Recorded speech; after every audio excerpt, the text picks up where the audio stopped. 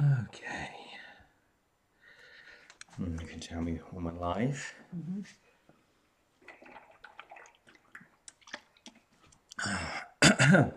Hello. Wow.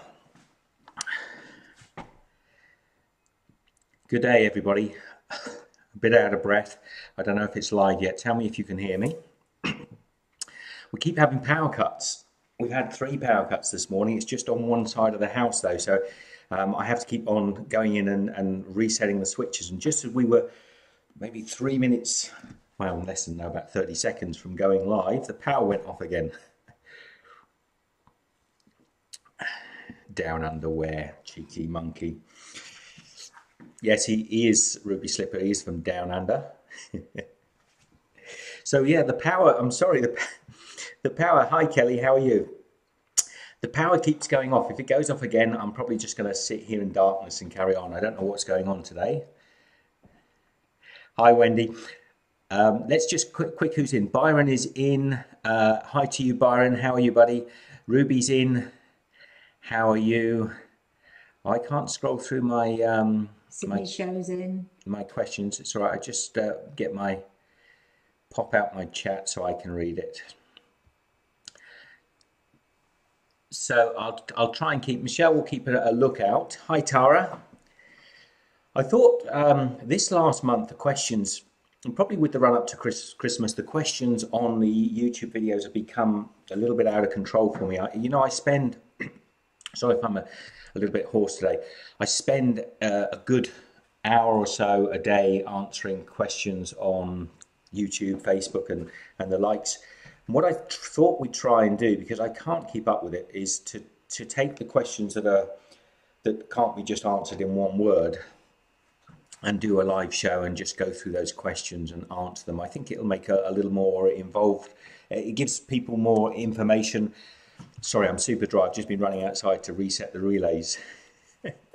So yeah, I'm going to try this format of answering questions from YouTube, and I'll bring the questions up on screen and answer them in a bit more detail. Hopefully that'll help people. So you'll probably get a message if you put a question up that we're definitely going to answer. You'll get a message, I think, just to tune in to the live show. Hi, Jimmy. Sydney show. Hi, Victor. It is a morning. Well, it's just afternoon, 1 o'clock in the afternoon. It's another hot day in Australia, and I've been running out of liquid because I'm running around trying to reset the electrics over and over again. So I'm just going to say hello to everyone, then I'm going to start rolling on and get some of these questions answered. You know, I've always prided myself on trying to answer 99%, but this last month I just haven't been able to keep up with it, and I'm getting behind on producing shows and things because I'm spending too much time answering questions. So this is what we're going to try. This is hopefully going to be a solution. Hey RJR, hi mate, how are you? Tammy, hi fellow Illinoisan. Oh, I'm not sure, Tammy. It's too early for me. I haven't got proper coffee in me yet. I think that might have been to Victor, who's in Chicago. Because they say you're in the morning, I'm at night, 8 p.m. Chicago. Oh. And Tammy, I think Tammy said something about it's evening here. Yep. So I think that was to Jimmy. Now Byron's just put up there his biggest dream is to dance with Cinderella, but he fears people might laugh. No, Byron, you're a character, my friend. You know, everybody has their dreams. Everybody's dreams are different. It's not something to mock when people have their laughs. It's a little bit peculiar, Byron. I mean, chances are, who is your Cinderella? That's the thing. You know, your Cinderella could be somebody that you actually consciously are aware with, and yeah, no, good on you, mate. So got my coffee, got my Sweet Michelle there looking after everybody in the background. She'll tell me if there's any questions coming through. There's a big long stream of text going along the bottom here, which if you've got sort of time, you can sit down and read. It's about an hour of good reading. Sydney Show said it was 45 degrees up here in Sydney on Sunday. Oh man, it's been hot, hasn't it, Sydney Show? It has been hot in Australia. We're in Canberra at the moment. I think I told you that before, but it's been just as hot here. A real scorchers. The days have been getting up to sort of the close sort of 100 plus in Fahrenheit, 40 plus in Celsius. So yes, pretty warm. RJR says we're cooking in Tasmania was 40 over the weekend. It was very hot. Yeah, in Tas. Yeah.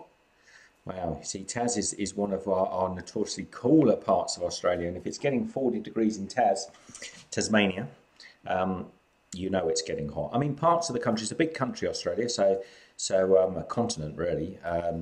So obviously the temperatures change, but we quite often have these long, hot, dry periods. So the first question, I'm going to throw it up on the screen. I can't remember what it was, so you'll be seeing it with me. It was from Akira Ann. And I get this question a lot. This is about whether or not you can use all-purpose flour instead of bread flour on some of the recipes. And this one's particularly pertaining to the Nutella braided bread I did some time ago, super popular video. But I get asked this question on a lot of my bread videos. I've often posted the response to go and have a look at my video on how gluten behaves within bread. So I've actually got a video where you take the flour, bread flour and natural flour, and you wash it in water until you get all the gluten out of it, or develop all the gluten out, and you end up in bread flour, you end up with a big ball like an elastic band of gluten, and in all-purpose flour or plain or cake flour, it's different names all over the world, you end up with quite a small ball of gluten. So it's a good video to watch if you want to understand the difference between bread flour and gluten. Well, the answer, Akira, is yes, you can use all-purpose flour, but you are going to end up with a lesser quality finished product, because if you can imagine, particularly with the Nutella braided bread, you're stretching that dough out, and you're getting a good elasticity on the surface of the dough. So when it bakes, it expands and you get tension, rather like a balloon. So you get this sort of tension. Get my hands out the way of my face. And it creates the shape or the form of the bread. Now, if your balloon has got lots of little pitted holes, it's going to break apart and you're going to end up with it collapsing. So you can do it with all-purpose flour. But the problem is with any bread, if you do with all-purpose flour, it hasn't got anywhere near the same amount of gluten in it. And actually gluten is a combination of two, I don't want to get too boring, but it's two proteins, glutenide and glutamine and glutenide? I forget. And they join together to make this elasticity. So yes, you can, but you won't get as good a product, and you might have to work that dough. So I would highly suggest, I mean, quite often here in Australia, the cost of a bag of bread flour compared to all-purpose flour is the same. So you might as well use bread flour. So I hope that answers your question, Akira. I'm going to try and get through about 10 or so questions. If people have really poignant questions they want to ask about recipes and things, I'm not going to be able to answer them particularly here on the show unless I pick them up. You can super chat if you want. I do appreciate those and ask those questions, but I'm trying to get through the ones off of the channel if I can. Anything interesting there, Michelle? Well, RTY Pepe says, aloha from Hawaii, you need to come here soon. Love Hawaii. We've been to Hawaii before, Michelle, and I took the children there some years back, and I do love it, and we do. We've only really been to the Big Island, so we'd like to go back there and explore some of the smaller islands, and we went up onto the North Shore, didn't we? And the waves coming in off of the North Shore were amazing, like 40-foot waves crashing in. Most beautiful. I mean, we get some decent waves here in Australia in different parts of the coastline, but the North Shore on the Big Island, constantly fantastic waves. It's amazing. Blue Sky says -7 in Beijing. -7, very cold. I feel a little bit like I've got a bit of a cold coming on, actually. I feel a bit heady today. Shouldn't be, middle of the summer. You get a cold in the summer. You can get a cold any time of year. It's not to do with cold, it's to do with a virus. So, you know, quite often people say, you know, you go outside and catch a cold. It is really an old wives' tale. You can't catch a cold from cold weather. You have to pick it up from the virus, and it has to be passed to you from somebody. Obviously, when you are cold and damp, maybe your resilience is a little bit lower, but there's no way out in the garden in the cold, there's a cold virus flying around. It has to be passed to you. Anyway, nonsense, boring. On to question number 2. This is Elijah Craig. And hi, Steve. By oat bran, do you mean porridge oats, like in Quaker porridge oats? Now, this question, Elijah, is to do with the base of a cheesecake. We made a key lime cheesecake when we were in, where were we when with the key lime? Was it in Malaysia? And I made, rather than just crumbling up crackers or things, we decided just to make a base. And to add a little bit of flavour into that base, we used oatmeal, which is basically rolled oats. If you take simple oats, so in simple answer, yes, it's the same as your Quaker oats. But I'll clarify that. So you take your flat oats and you can either buy them as an oatmeal, like a loose porridge, or you can actually blitz them. I think we blitzed them on that video to make it into a fairly coarse, and you add that into your cheesecake base, and it just adds a really nice sort of nutty flavour. Now, I would say Quakers makes a lot of different oatmeals. The quick oats, the ones that they call quick oats, which actually don't cook any quicker than normal oats, to be absolutely honest, are not so nice. So don't use quick oats. Use whole steel pressed, I think there's all different names, rolled oats, traditional oats. But don't use the quick oats. The quick oats have a horrible pappy sort of tissue paper flavour to them. They've lost the processing they do to make those oats takes a lot of the flavour out. They're complete rubbish. I don't understand quick oats at all. You can actually take regular oatmeal. We've probably got some in the house somewhere. Regular oatmeal, and you can cook it just as quickly as quick oats, and at least you've got something that still has its flavour. The reason why a lot of Quaker quick oats can be quite popular is because they stick a load of sugar and cinnamon and all sorts of nonsense to make it taste a little bit better. But in reality, not. So in short, Elijah, yes, I do mean porridge oats. I sometimes call them rolled oats. In that instance, I obviously called it oat bran because it was actually an oatmeal bran. And now I'm even starting to question myself, but you get the idea. Fudge recipes. I just saw Tammy put fudge. Is that in reply to something, or is she no? Just, I think they just want some more fudge recipes. Fudge recipes. Oh, I should do more fudge recipes. I'm a huge fudge fan. I actually, my favourite fudge of all times is a clotted cream fudge that you can get in the west of England if you get really fresh clotted cream, and they make fudge with proper clotted cream. And I made that on my channel with my homemade clotted cream. Really good. So is everyone having a good day, by the way? Is everyone rocking? What day is it today? Thursday. Are we all Thursday all over the world? Are you having a good time? I hope you are. I hope you're really good. And 2018 going well for you? ZW Rocks wants a shout out, asking lots of questions, putting lots of statements. ZW Rocks, here is your shout out. Thank you very much. I'm not going to be answering every single one. Oh, you can. We'll keep an eye on the chats, but I do want to get through all of these particular questions from YouTube. So the idea, as I say, is now I'm not going to be always have time to answer all the questions on the channel. So I'm going to, I will still spend at least an hour a day replying to people, but I just can't keep up with them all. So I'm going to take specific questions from recent chats, and I'm going to answer them here live on the show. And that's the idea. We'll see if it works. So the next question is from Ankush Day. Steve, we follow the same process with, can we follow the same process with pork, including pork fat? Now this question is to do with, I should have probably prepped up on these a little bit, but I know the answers, so I'll work it out. But this question is to do with when I've made beef jerky on the channel. Very short and simple question is no, Ankush, you cannot. And the reason behind that is tricky, because you can, in a way, but you can't. There are.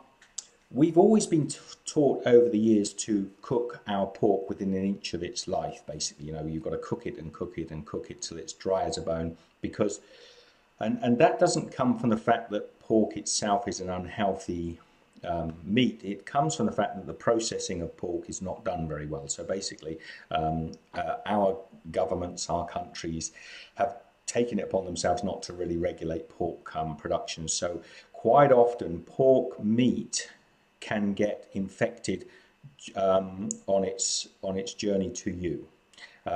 It can be quite healthy if it comes from a good source, but by the time it arrives to you, it can be infected. And when I say infected, sorry for the vegetarians that are watching, but you can get feces contamination. So they're not handling it well. In the abattoirs, they don't handle it well. And so quite often you can get contamination in the meat. And so they always say you've got to cook. It's the same with eggs. It's the same problem we've had with eggs and the poor production of eggs over the years.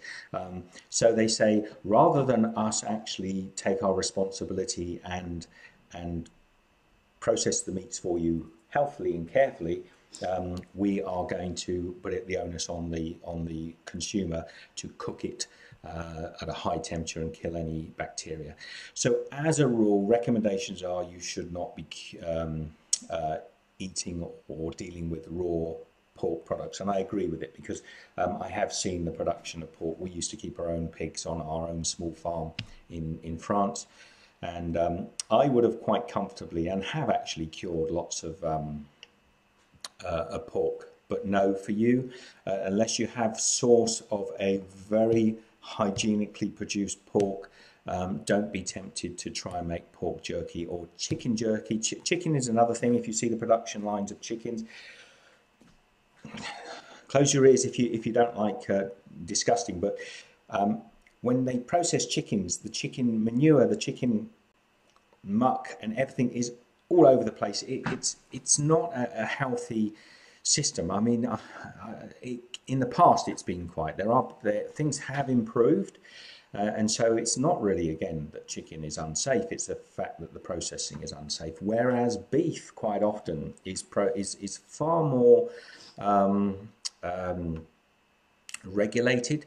So when you talk about a piece of beef coming into the butchers, it's quite often already hygienically very clean. So if you start processing that's why traditionally often beef is cooked rare, not any other. And we used to cook pork rare, not in recent years, but people would, and it's becoming traditional. But Ankush, no, you cannot. Sorry, and I can't recommend it. So, any thoughts people have been throwing up, Michelle, while I've been saying that, rambling about meat? No, Tammy's got a torn cartilage in her knee. I shouldn't laugh. You can't cure that either, Tammy. Well, you can cure it, but not in a meat. So, oh, thank you, Happy Traveller. Happy Traveller's in. Happy Traveller, you've super chat to us. Thank you very much. And you've done that before, hasn't he? Yes. Yeah, thank you, mate. Love you. So that question there, I'm trying to see what your little emoticon or your little icon is there, Happy Traveller. I can see it. It almost looks like Gollum or something, but it's somebody leaning over something. Maybe you'll tell me. Question number 4. I am getting dry. Tammy hurt her knee because her overgrown lab got excited when the weather was bad. Oh, the labs, hey. And her knee got the best of her. We're looking after a friend's, they call it a groodle. It's a golden retriever. You might have seen it on some of my social media posts, golden retriever poodle cross, and they are very similar to a Labrador in their tendency. So she's quite, Henna, she's quite clumsy. You know, she's ever so gentle, but yeah, the other day, we sat down just doing a little bit of work in the evening time, and Henna's fast asleep on the sofa next to me, and she just decided she'd roll over, and she fell. She just rolled off the sofa, bang, and she looked up as if, you know, just like a human would. It said, "Oh, did you notice that?" And then she jumped back on and looked a little bit ashamed. So it's kind of funny. She didn't hurt herself, so that's good. So we have another question. Question number 4 is from Hrafan Nordri. Hope I've got your name close to correct there. He's asking, and this is on the mayonnaise, can I show how to make Kewpie mayonnaise, the Japanese mayonnaise? And I did actually reply, but I just wanted to chat this one through. Michelle's got a sneeze. We both got sneezes this morning. I have actually already made Kewpie Hirafan. I have made Kewpie mayonnaise on the channel, and Michelle's going to put a link up to that. Now, it's funny that you should mention it, because when I made the Kewpie mayonnaise on Steve's Kitchen, it took me ages to work out the ingredients, because Kewpie mayonnaise is it's unlike normal mayonnaise made with the vegetable oils. It's made with a soy oil, so from the soybean. Now that oil is a lot less easy to emulsify than our regular vegetable oils. It's the fat content, it's the way it's structured. It doesn't emulsify, and that's why Kewpie traditionally has a lot more egg yolks in it than quite a lot more egg yolks than regular. You have to get enough egg in there to emulsify the oil, and that's what makes it quite distinctive in its taste. And a few other little bits and pieces they do actually, I think, put MSG in there as well, which I would never put into mayonnaise. I don't think it's necessary. But yes, no, I have got the video. And it is more complicated, and you definitely do need a good quality fast blender stick blender to get that the speed. We were trying to make mayonnaise in Sicily several months back now, and in the place we were staying, they had a stick blender. I think it was from one of those sort of supermarket brands, probably from Lidl or Aldi, and I tried to make mayonnaise with it, but the speed was just too slow. It was just sort of like stirring it through, and it wouldn't set. So you do need to be aware, if your mayonnaise isn't working, do make sure your stick blender's a decent one. So Harafan, I hope that does answer. Certainly Kewpie is there. You are going to need a lot of eggs, and you are going to need soybean oil. Any comments there? Yes, good luck, Tammy. I think you said you're going to go in and have that knee looked at. Good luck. Question number 5. Oh, the old Cornish pasties. Cornish pasties. I was actually approached by somebody this week about doing something for the west of England. Cornish pasties. I love Cornish pasties. I'll tell you why I put this question up in a moment.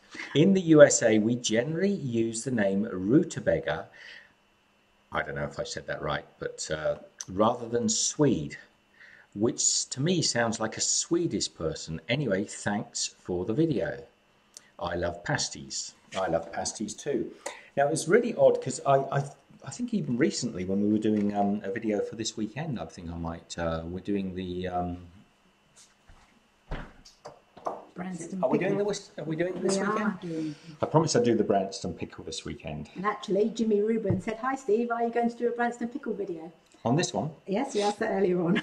Jimmy, I finished the video, and Jimmy, was it you that actually said on the comments? Because somebody this week said to me, "Are you going to do that Branston pickle video?" And I thought, oh man, I filmed it and I got it all on my drive, but I put it in a folder somewhere and forgot about it. And that's how busy we get sometimes. So yes, we are this weekend, as long as I get the final edit done. Otherwise it'll be next weekend at the very latest. But anyway, we do use Swede in our Branston pickle. Now the funny thing was, Raucus, is that rutabaga is actually what Swedish people call a Swede. So the English term Swede, we call it a Swede. The Swedish people, and I think other parts possibly of Scandinavia also, call a Swede a rutabaga. Now, why on earth Americans adopted the Swedish name for a Swede is beyond me. I'm not sure. So I just thought it was fascinating, and I thought I'd share that with you, really, because so rutabaga, although Americans call Swedes rutabagas, we actually call. Oh, and by the way, I think the origins of that particular type of turnip, or which is another name that's often used in conjunction with Swedes. I think that particular root vegetable came from that area of Europe many centuries back. So when it used to come into across on probably the old Viking ships into the UK, they would have just called it a swede because it was a Swedish vegetable. Yeah, so that's why it became called a swede. And somehow Americans, a little bit like coriander, really. I mean, we have the herb coriander, which I think you call cilantro. Coriander is a green herb, and the seeds that come off it are called coriander seeds. Now, in America, you call the coriander seeds coriander, but you call the green vegetable cilantro, which again it's I think that comes from the Spanish word for coriander. So it's a funny old world that we live in. So Kimberly Cook said pasties are awesome. We have tons of them here in Michigan. Think they might be a little different though. Possibly they might be very similar, but I mean pasties are fantastic, and I mean empanadas, pasties, they've got various versions of the same type of dish. Although the Cornish pasty does have a distinct history, and it's generally root vegetables. Mainly, its only seasonings in there are salt and pepper. You do have a lot of black pepper, so it's got that very distinct Cornish thing, and it's definitely always made with a very nice short crust pastry, so you have that sort of crumbly pastry. There is also the history that pasties, and I'm not sure if this is entirely true, but they used to say because the tin miners in the west of England, tin is quite poisonous. It was killing people. They're mining the tin. That the wives used to make the pasties for the tin miners to take to work, and they used to put that big crimped edge on it for the tin miners to hold the pasty, and they would eat, chew away at the pasty and then throw and discard the hard piece of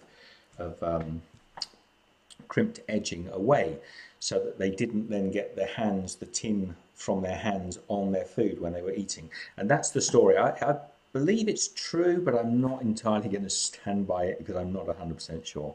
Stuff comes up from the depths of my mind, and sometimes they make sense. Kimberly also says, Steve, I have to say you're one of the most underappreciated persons on YouTube. I love the channel and wish you so many more subscribers. Keep up the great work. Who said that? Kimberly Cook. Thank you, Kimberly. That's the sweetest thing. See, my subscribers are just really nice. Everybody is generally really sweet and really kind. So thank you very much. We have fun. That's all it's about, really. Christina Bob says hi. Hi, Christina. Is anyone new coming that I haven't said hello to? Probably all just an illusion. Hey, Steve. It's all just an illusion. Hello. How are you? Ruby Slipper says, in America, I've heard both. Recently, a Swede, I think, is more used for business. I'm pretty sure rutabaga is the common term in the USA. I'm not sure if it's the same in Canada, but Swede is definitely the term we would use. I'd never really even heard the name rutabaga until I started doing the YouTube, and I found American friends were referring to that. And it does sound very strange to us, probably a little bit like Swede does to you, perhaps. So we have another question. It's been asked a couple of times. It's been asked many times over the years, this question. And this one comes from Alvo Roman, and also VB Ed asked on the same video. People are asking, how long can you store homemade mayonnaise? And that probably sort of follows on. It's very similar for the previous question about the QP mayonnaise. And there isn't a simple answer to this, really, other than I can say keep it for a week to 2 weeks. Actually, just 1 second. I'm coming back. That's the mayonnaise that we made. How long ago would you say, Michelle? At least a couple of weeks ago. So this is a couple of weeks old, this mayonnaise, and it smells fresh, smells good. If I give it a little taste, tastes like mayonnaise. It tastes absolutely perfect. There's nothing wrong with that. And I would be happy to use it. But this is not, when you preserve, we were talking about meat earlier on, when you preserve a meat, or you preserve jellies or jams, or you preserve pickles, the word is to preserve. You know, you can make a jelly or jam and it will last a year, it will last 3, 5, 6, 10 years even. Same with jerky. It will, if the moisture gets to a point, it get like boot leather and it'd be hard to eat. You can cure it, but this is baking. You know, it's like when you buy mayonnaise from the store, it will have a date on it, a use by date, and generally a slower use by date once you've opened it. So it might say this mayonnaise will last till January next year, but once you open it, they usually say consume within 3 weeks or something like that. So, and a lot of people don't. They'll still consume it over sort of like 3 months. But with home cooking, it's like with cakes. If you make a cake, if you buy it from the shop, it'll have a use by date on it. It's not an accurate use by date, but it's a one that covers them legally to put on there. They'll even put use by dates on salt and things like that in supermarkets nowadays, which is quite ridiculous, as things like salt never go off. And cheeses as well generally just get better with age. So it's really, when you bake something at home, or you do home baking, you've got to decide when that cake can be eaten. It's some people might want to keep it 2 weeks, and it's similar with mayonnaise. We would probably say to you both, VB Ed and Alva, that a week to 10 days safe. We are talking about eggs, and that's where the issue is are eggs safe? La-di-da-di-da, usual sort of thing. Some countries' eggs are more safe than others. Certainly in the UK now, I think eggs are certified salmonella free, so you can eat raw eggs and use them like we used to be able to not that many years ago. So I will continue to use that mayonnaise for another week or two even, and that's my decision to do that. But for when you home cook something, if you home cook a pie, or you home cook bread, or you make something like mayonnaise, you've got to kind of decide. So use your nose, use your taste, use your common sense, your eyes, and decide whether or not you think a product. And generally, if it isn't looking bad, it isn't bad, okay? I had a friend once, I won't mention his name, some years back. I called round at his house, and he was just prepping, asking me about some food advice and things, and then he opened his cupboard and he picked out a bag of potatoes, and he saw the use by date on the potatoes, and he said, oh, they're out of date, and threw them in the bin. And I said to him, I didn't say this, I grabbed them, I said, why are you throwing these away? There's nothing wrong. There was no chitting on them. There was no, chitting means the little roots coming out. They were not soft, nothing. Oh, he said, the dates, they're out of date. And I said, no, you can't. The supermarkets put these dates on. You can't throw those away. I was staying with him for a few days, so I just cooked them up with something. But, people do sometimes take those use by dates very literally, and we really shouldn't. I actually almost never read a use by date. Funny thing with milk nowadays, it seems to last forever and a day. I mean, you can buy, when we was young, you used to get your milk and it was 2 or 3 days max, and it was off. Now you can buy milk, it can be 2 or 3 months, and it never seems to go off. And I know the reasons why, but I'm not sure it's necessarily good. So VB Ed and Alva, and anyone else that's ever asked how long to keep mayonnaise, I hope that answers your question. Happy Traveller says the emoji is a sandman on his knees in the sand, with verse 3:19 from Genesis.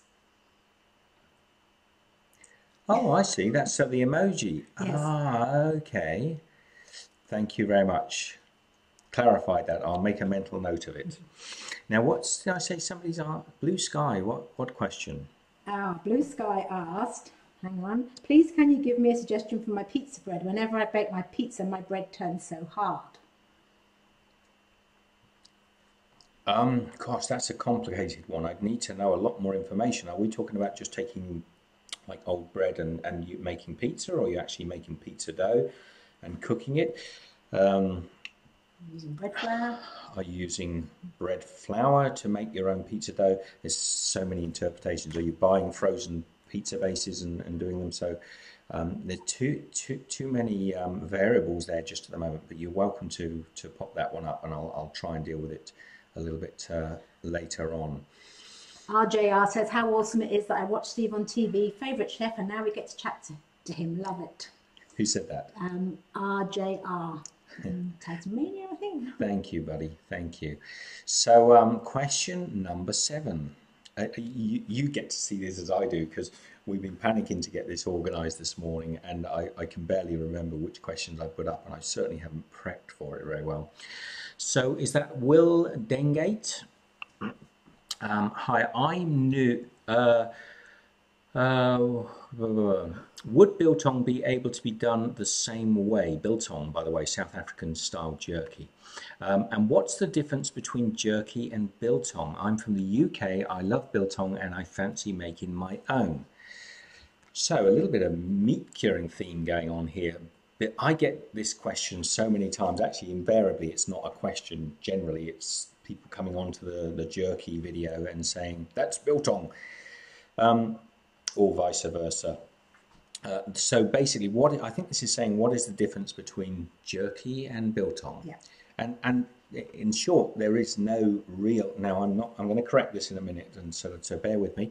There is no difference. They are both curing meats, and they basically just have a historical different background. Biltong is very much South African, comes from the Boers, comes from the history of the Dutch who arrived, or the Europeans that arrived in South Africa and started curing their meats. And whereas jerky is more a generic term for the curing of meats from, we tend to think of it of the USA, but jerky and curing meats has been around in many countries. Now there is some slight variations though. I mean, jerky is much more generic. You can talk about jerky, you get turkey jerky, I believe they even now in America they talk about mushroom jerky and things, but let's keep it in the simple terms that we understand. Jerky is generally quite a thin cut of meat, and it's generally air cured, so you often season it with salts and things to draw out the moisture, and then it's air dried and it's preserved. And the tradition of all jerkies is that you can take, when you have an excess of meat, when the seasons are good, you take that meat, you cure it, and then you can use it throughout the winter months, or actually through the summer months as well, or for journeys, you can take it on journeys. Biltong has the same thing, except for biltong generally is done in a brine, so it's a little bit different. You tend to brine the meat. They tend to use bigger cuts. Sometimes it can be the whole cut of beef, so you could take a whole steak and turn it into biltong. And brining is very similar to salting. It sucks the moisture out of the meat, but into the brine itself. The brine puts flavour into the biltong, and then they can quite often take it out, hang it up, and dry it. Then very similar to the way jerky is done.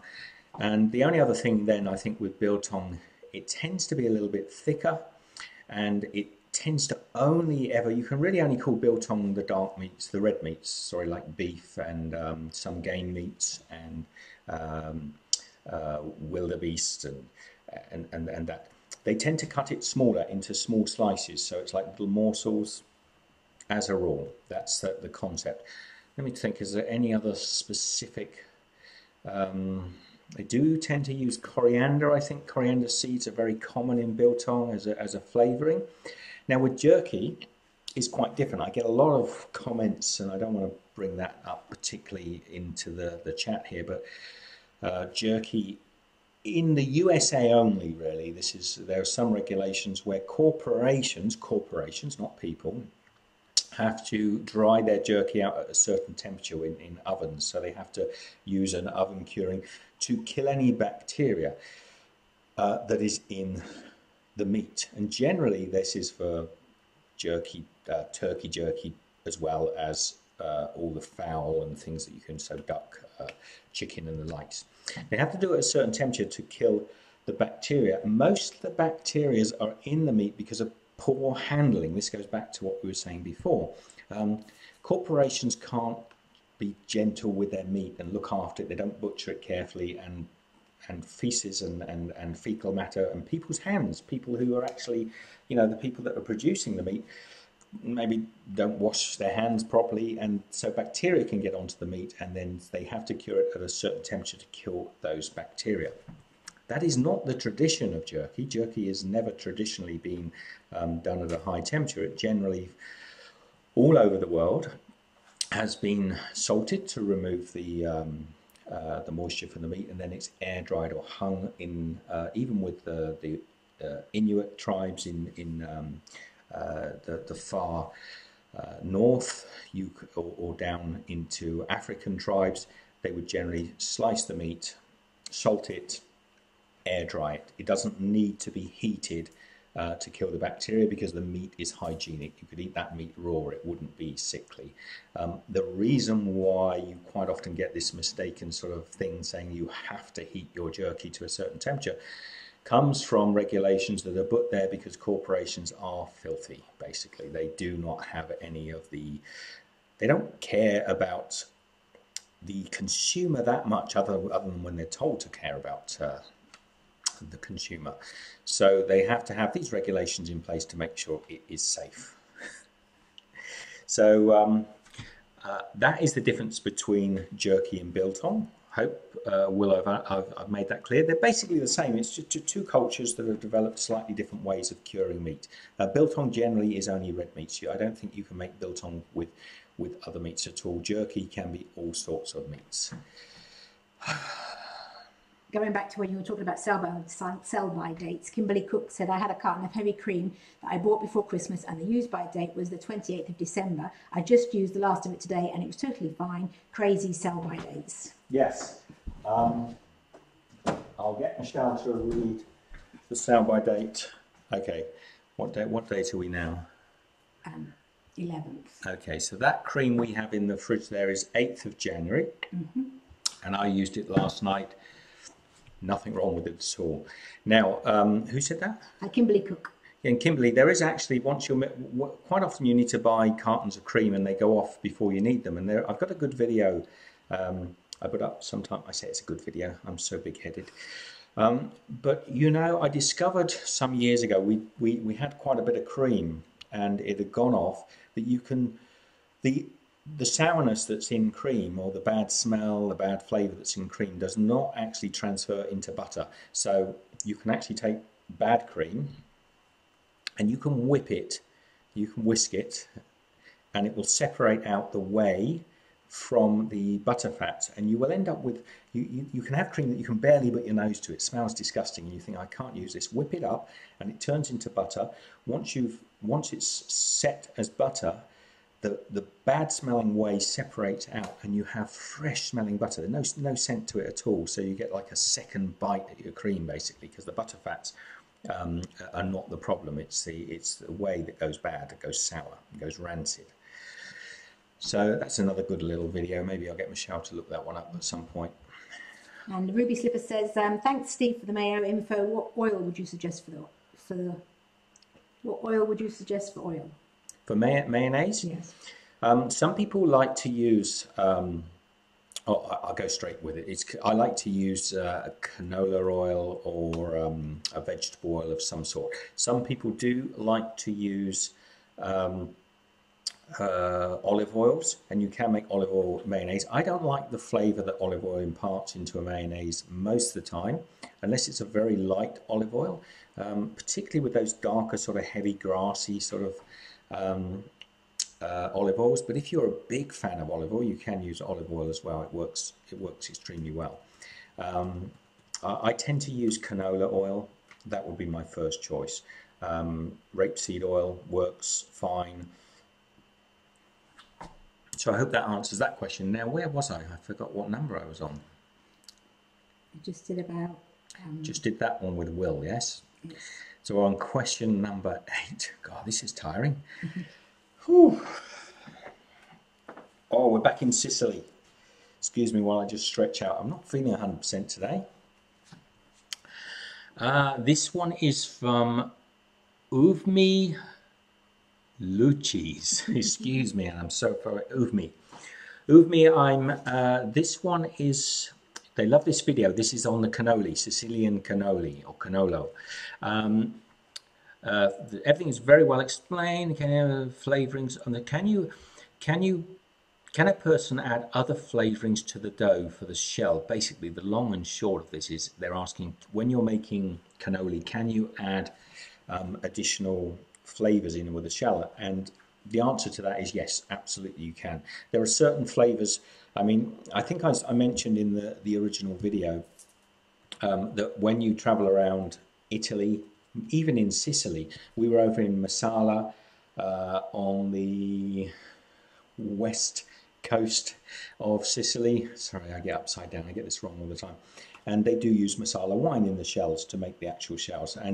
Yet just 3 villages over, they don't like to use the Masala because that comes from Masala. They like to use whichever Siaka or somewhere else. They'll use their own local wines. And there's slight variations in the flavors. But they also do use, you quite often see cinnamon. You quite often see cinnamon used. A little bit of nutmeg can go in there.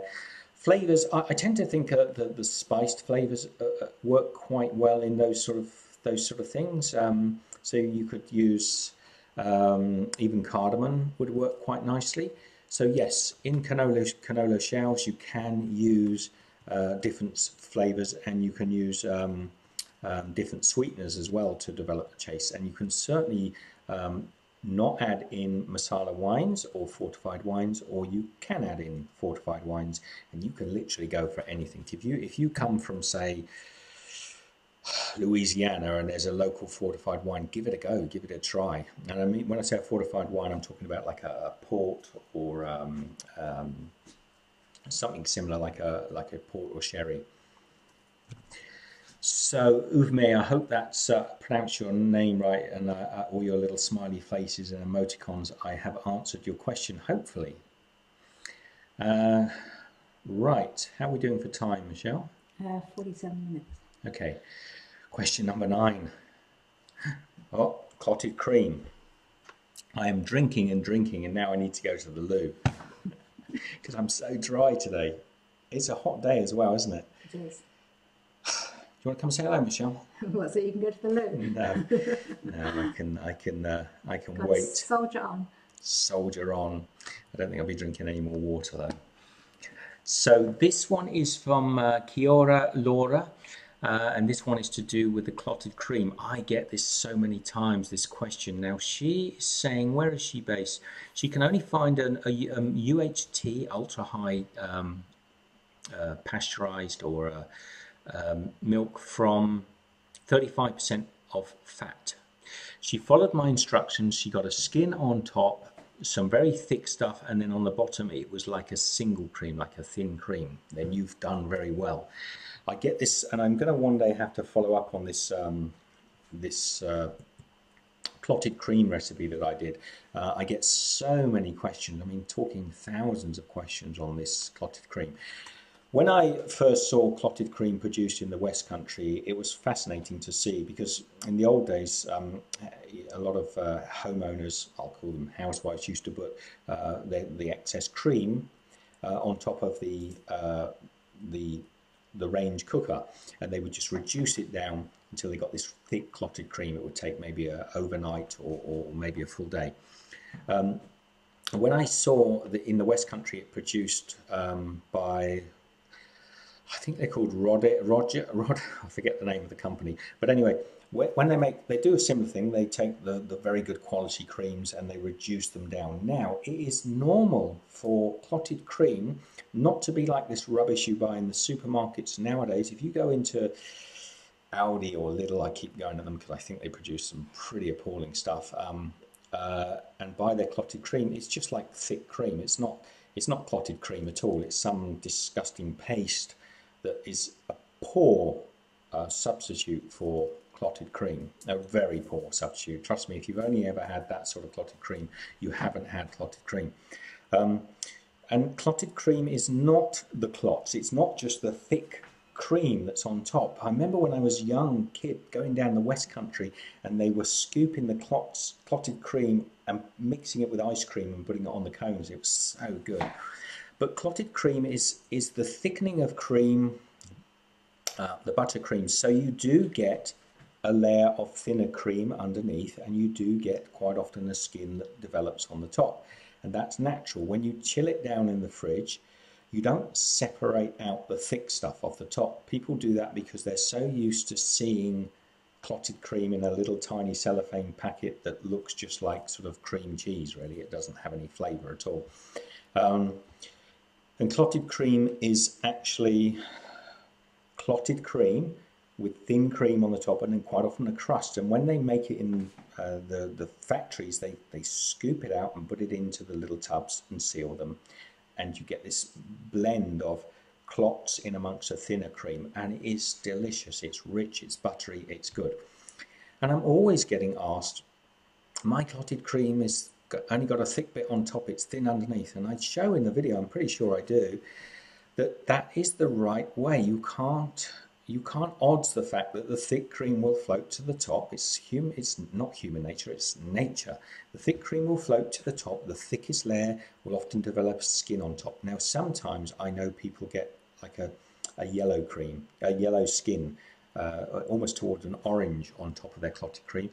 That can quite often, and that's perfectly fine, don't worry about it, and it tastes great. But it can quite often be when your ultra pasteurized creams are also thickened with agents such as gelatines or similar agents. And nowadays, I notice in the US, for example, it's quite shocking really, because all of the creams, we wanted to make clotted cream in the US. We were with some people, we wanted to make clotted cream, and we went to all of the stores, even the sort of fancy, what's the name of that? Trader Joe's. Trader Joe's and that. And we were looking at the creams, and all of them had like sort of 12%, 14% fat. Now, cream in Australia, cream in Europe for that matter, generally has at least 40%, 30-40% of fat. So what they were doing a lot of in the USA, they were selling basically thick milk, and then they were adding gelatine into it from, you know, wherever they get their gelatine from, whether it's from krill from the sea or whether it's from animal bones, and thickening it up. So it's not really cream. It's a cheapskate way of the dairy industry flogging you. They take all the cream out and make other products like butter so they can get more money for their butter, and then they give you really poor quality cream and thicken it with gelatine so that they sell it. And that's why you sometimes get a much more liquid base, and you can quite often the other bits that are in it can set as a skin on top. I hope that answers your question, but I'm from your description, Kiora, I think you are fine, and I reckon by the time that's chilled down in the fridge, it'll be perfectly good, and you'll be able to scoop that out and put it on a scone. You'll get a thick clotted cream, you get a little bit of that coloured crust, and you get some, and it won't be runny cream, but it'll be thicker cream. Man, so is everybody still here? Hopefully this isn't too boring. Question number 10. So this question was a recent one. I thought this was quite interesting. This was only this morning, and it was Steve Verino. Steve's asking, when you make onigiri, what would be the best way? So I don't have a lot of experience with rice. Correct myself, I haven't got any experience with sushi rice from eating it. What is the best way to store it? What is the best way to store the onigiri, which is that beautiful Japanese, sometimes it's conical, mainly it's triangular shaped rice. It's a glutinous rice. You fill it with flavors inside. And it's a hand snack. It's often made for kids to take to school. So it's like taking sandwiches to school. The mums will make them in the morning or the night before, and they will put them into the lunch boxes and onigiri, and for office workers as well.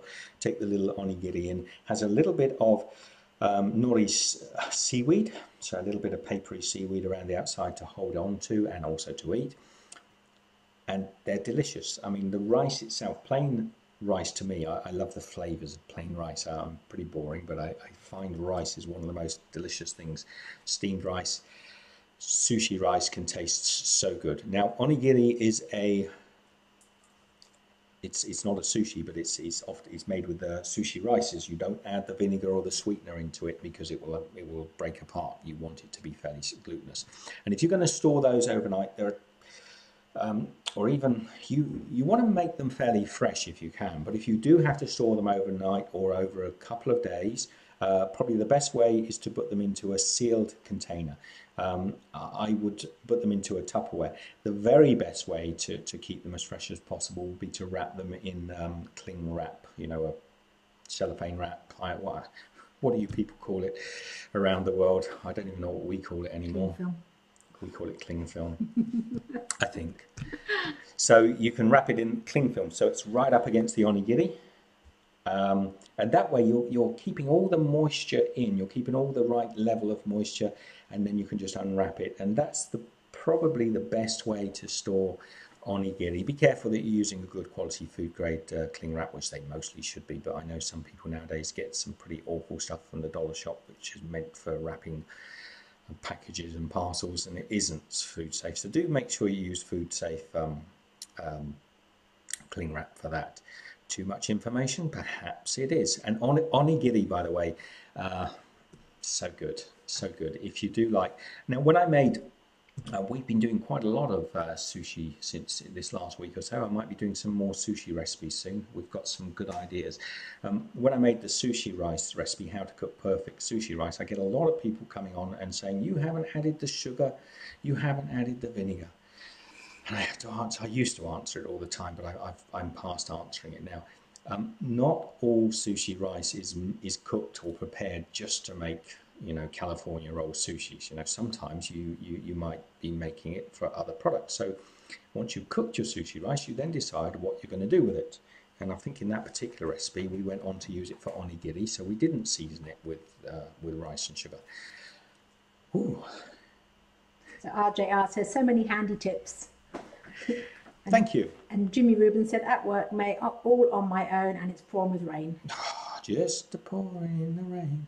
I actually thought this might be hopefully useful. I hope everyone will find it. Maybe you'll listen to it in the background and pick up some tips. And it also refers you back to the to Steve Reno. Steve Reno, I'm just going to close you down there. That is going to be my last question for today. I think 10 questions at the moment is about as much as I can do. I'm drying out. And I'm hoping we're going to do this again next week. I will be keeping an eye on the comments. So if I see comments come through that I think have got a more lengthy answer than thank you or great, I will be making a note. Michelle will also be having a look there just to see with me, and we'll make a note of them. And I will try to do at least, well, not at least, I'll try to do it most weeks if I can, so it should be fun. And also I think it's you know, when you do these live shows, what do you do? I can do occasionally, I might do some cooking demonstrations, but that can get a little bit lengthy, a little bit out of hand. So I think it's quite nice to talk about food and just give you some feedback and tips of ideas. And I want to thank that the super chat we had earlier on. That was great. If you do want to ask very specific questions, that was Happy Traveller. If you do want to ask specific questions during the thing, if you want to super chat, I certainly will address those questions within the show. But it's not important. This is all about trying to reach out to everybody out there and make sure I get those questions answered. And you might see on the channel, I reckon up until about Christmas this year, I reckon I answered 90%, 99%, 95% maybe of all my questions on my channel, which is hundreds of thousands of questions. I mean, hundreds of thousands of questions over the year, but I'm really struggling to keep up with it now. So I found the other day, I thought, oh man, I've been nearly 2 hours answering questions, and I really got to get on and do, what were we making? We were probably doing the Branston pickle, and I thought I got to get going. The light's starting to go because we can't start filming either after a certain time of day because we lose the light, and our light, our travel lighting is not perfect, but it's not bad. So it's all good. Clotted cream. So just saw the clotted cream fudge recipe. Clotted cream should be... Which clotted cream should they use in the USA? Homemade clotted cream, I think, Tammy. I don't know. I don't know the brands there. And I tend to find when I've seen clotted cream sold in supermarkets, it's not really clotted cream. If you're making your own, you want to use which cream? If you check out the clotted cream recipe that in the comments, people have said in the US. Yeah, there's a lot of really good comments on the clotted cream and the clotted cream fudge recipe. I think there's a lot of really good comments there from people in the USA, so it's well worth reading where you might find creams that have the right. You need to look on the cream packet and see whether it has enough. They confuse us by calling it different things, but we're talking about butterfat content. So with often it's just called the fat contents. Maybe they're going to call it a different name on the ones. But you're looking for sort of late 30s, I would say, sort of 38, 45, 48% of fat if you can, because obviously the more fat content that's in there, the better and richer the clotted cream is going to be. Quite often you'll see creams that profess to be creams, like whipping cream particularly, where they've just added like tiny amounts of butter fat, and they've basically just added a thickening agent. So you're not paying for cream either. That's a shame, because you quite often pay. I saw in Trader Joe's some quite good quality creams that profess to be all sorts of things, organic and sort of like rolled on a handmaiden's ankle or something. I don't know what it was, but sort of all sorts of trendy things. And when I looked on the back, there was no cream in it. It was just basically, I think, krill and slightly thick milk. Ice Dragon, you miss my cooking videos. Well, I put 2 cooking videos up every week, pretty much have done since the beginning of the show. I might have once or twice lapsed. At one time I've done 5 videos. I've done as much as 7 videos a week over time. There are many hundreds of videos on the channel, so I'm still managing to I think they're referring to the live show videos, but they're not always easy to do, are they? Oh, the cooking, yeah, I can't always do live cooking shows, but I did enjoy doing them. And one of the problems we do have as we travel is finding the time, the space, and the things. So hopefully you'll still be getting lots of great recipes. We've got some really good stuff coming up this year. We've been working pretty busy this last few weeks on some new ideas. Hi Raven from Canada. So no, I appreciate Ice Dragon. I think I know. I get confused. Sometimes I'm reading tiny little snippets and I'm not 100% sure of the question. So what was that question earlier on that I asked for an elaboration on the question? And did that come back? About the pizza bread, why it turned so hard, they never came back. Well, you can always go onto the one of the channels, maybe go onto the pizza recipe and ask that question in a little more detail, and I'll tag it on to next week's Ask Steve. I think I'm just going to call this Ask Steve. It seems about the most sensible one. So everybody, I hope it's been reasonably clear. We've actually managed to tinker with our live show. If anyone's a YouTuber and they're watching, we've had to take our bit rates down to the lowest. And I think it's okay coming through. Our internet in Australia is not so great.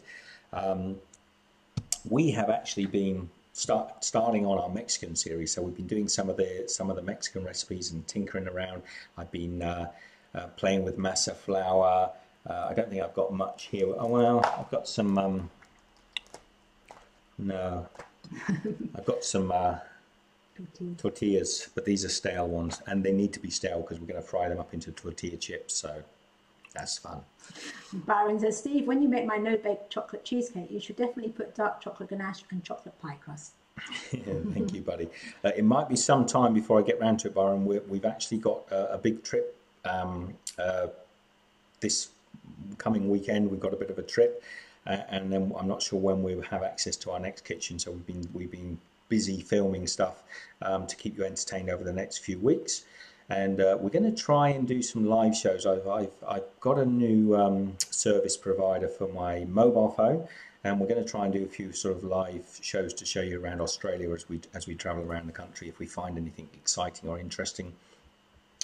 And we've also got ourselves a drone, which we've been having lots of fun with. And I am thinking of using the drone. I'm not going to go all Casey Neistat on you and just put lots of dull drone footage. We're going to try and use it in an interesting way. But also, you know, Australia, man, it looks good. Some of the footage I've been messing with, it does look kind of good. So I'm really pleased that we decided to do that. That was a little Christmas present to Michelle and I from each other.